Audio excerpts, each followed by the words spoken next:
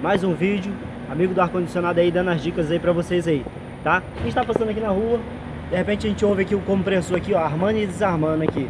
Achei interessante, vou gravar um vídeo aí pra galera aí, dando essa dica. Neste caso aí, pessoal, tá desarmando aqui por falta de gás, ou tá desarmando por alta pressão, tá?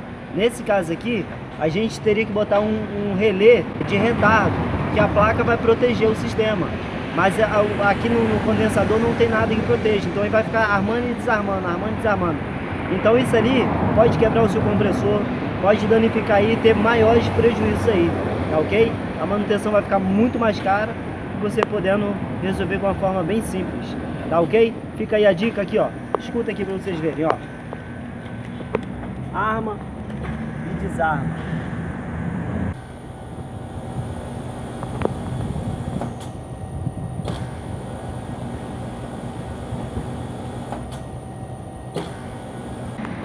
Então aí, pessoal, como vocês ouviram aí, esse compressor provavelmente vai quebrar, vai dar problema esse equipamento, tá?